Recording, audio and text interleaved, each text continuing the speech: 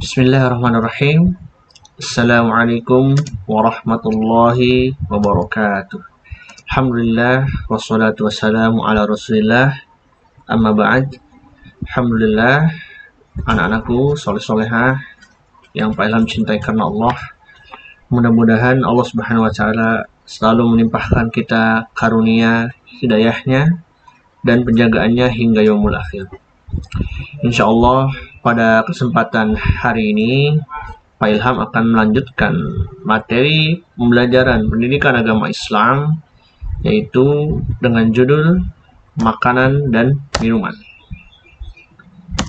Makanan dan minuman dalam kehidupan sehari-hari kita bisa terlepas dari makanan dan minuman, karena semua makhluk hidup membutuhkan yang namanya makanan dan minuman. Makanan dan minuman menjadi kebutuhan pokok daripada semua makhluk hidup, baik itu manusia, hewan, maupun tumbuhan. Kita masuk ke jenis makanan dan minuman. Allah telah menyediakan makanan dan minuman dalam berbagai jenis, bentuk, maupun rasa. Menurut ajaran Islam, ada dua macam makan dan minuman, yaitu makanan dan minuman yang halal dan makanan minuman yang haram. Selanjutnya adalah kategori pertama, makanan dan minuman yang halal. Allah menciptakan bumi serta isinya untuk manusia. Oleh karena itu, semua makanan dan minuman yang ada di bumi pada dasarnya hukumnya halal, kecuali jika ada keterangan dalil, baik itu dari Al-Quran maupun dari As-Sunnah, yang menerangkan bahwa dia haram untuk dikonsumsi. Jadi, yang dimaksud dengan makanan dan minuman yang halal adalah makanan dan minuman yang boleh kita konsumsi berdasarkan petunjuk syariat Islam. Sebab itulah Allah merintahkan kita untuk mengkonsumsi makanan dan minuman yang halal dan baik saja, sebagaimana firman Allah Subhanahu wa taala, "Fakulu mimma razaqakumullahu halalan thayyiban." Yang artinya, maka makanlah yang halal lagi baik dari rezeki yang diberikan Allah padamu. Quran surat An-Nahl ayat 114. Cara bagaimana kita menentukan kehalalan daripada suatu makanan adalah yang pertama, yaitu semua tumbuh-tumbuhan dan buah-buahan halal dimakan, kecuali yang mengandung racun atau dianggap membahayakan. Yang kedua, semua makanan dan minuman halal dikonsumsi, kecuali yang dapat merusak akal dan jiwa manusia, memabukkan atau mengandung najis. Sekarang jenis makanan yang halal. Yang pertama adalah kita lihat dari mana tempat hidupnya. Misalkan hewan, baik itu di darat maupun dari laut. Yang kedua, kita lihat dari sumber makanan itu berasal dari mana. Apakah makanan itu berasal dari hasil mencuri, hasil korupsi, ataupun hasil dari riba atau lain sebagainya.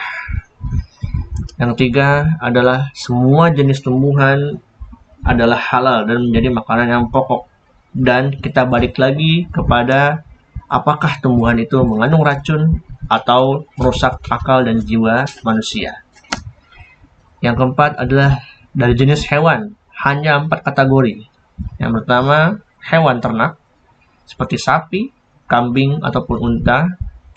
Yang kedua adalah hewan buruan, ya, seperti kijang, rusa, kancil, dan lain sebagainya. Yang ketiga adalah serangga, dan antara lainnya belalang. Dan yang keempat adalah hewan hasil buruan yang ditangkap anjing khusus.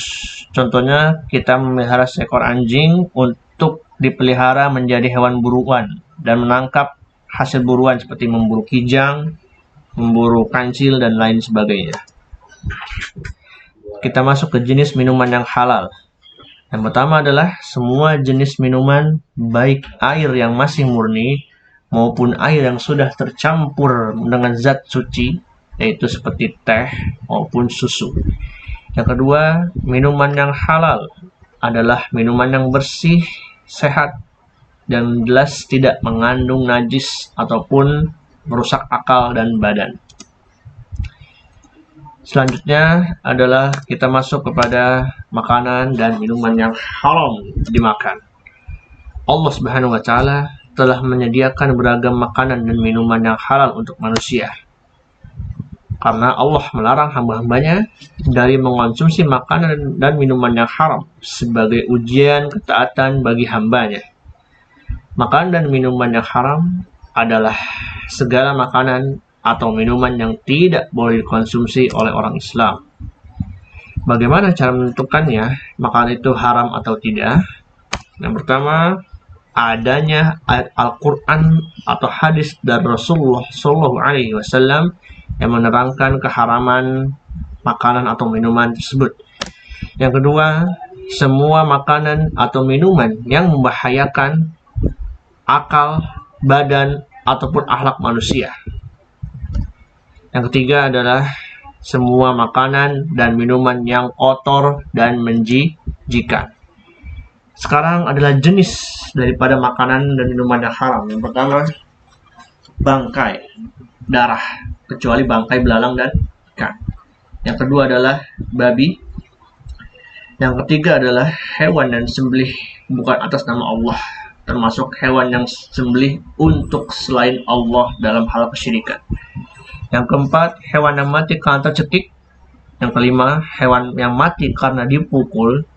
Yang keenam, hewan yang mati karena terjatuh. Yang ketujuh, hewan yang mati diterkam binatang buas karena sudah menjadi bangkai. Yang kedelapan, bagian tubuh hewan yang masih hidup yang terpisah dari tubuhnya. 9, hewan pemakan kotoran. 10, hewan yang menjijikan. Yang 11, hewan yang diperintahkan untuk dibunuh seperti kalajengking, tikus, cicak, dan lain sebagainya. Yang 12, hewan yang dilarang dibunuh seperti burung ababil, contohnya, dan lain sebagainya. Masuk kepada minuman yang haram. Yang pertama adalah arak atau khamr. Yang kedua, semua minuman yang memabukkan atau merusak kesehatan. Yang ketiga, air susu dari hewan yang haram dimakan. Yang keempat, air yang terkena najis. Yang kelima, air yang mengandung racun.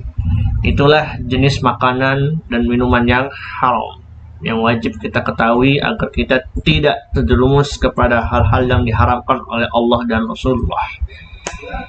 Di balik semua itu terdapat hikmah daripada adanya makan dan minuman. Yang pertama, agar manusia dapat bertahan hidup dengan sehat. Yang kedua, agar manusia dapat melakukan kegiatan dengan baik dan benar. Yang ketiga, agar manusia dapat beribadah dengan baik. Yang keempat, agar manusia senantiasa bersyukur nikmat Allah. Yang kelima adalah sebagai bentuk ujian dari Allah Subhanahu wa Ta'ala kepada para hamba-Nya. Yang keenam adalah mengingatkan manusia untuk berhati-hati dalam memilih makan dan minuman. Karena sekarang banyak ya kategorinya. Tadi sudah dijelaskan di awal bagaimana cara menentukan makanan dan minuman yang halal maupun yang haram. Dan yang terakhir hikmahnya adalah mendorong manusia untuk mampu memilih makanan dan minuman. Seperti yang sudah Pak Ilham jelaskan di awal materi. Baik, mungkin sampai di sini penjelasan dari Pak Ilham tentang makan dan minuman. Semoga apa yang Pak Ilham sampaikan dapat diambil ibrah manfaatnya untuk kita semua. Wabillahi taufiq wal hidayah. Subhanakallahumma bihamdika asyhadu an la ilaha illa anta astaghfiruka wa atubu ilaik. Syukran ala minkum barakallahu fikum. Assalamualaikum warahmatullahi wabarakatuh.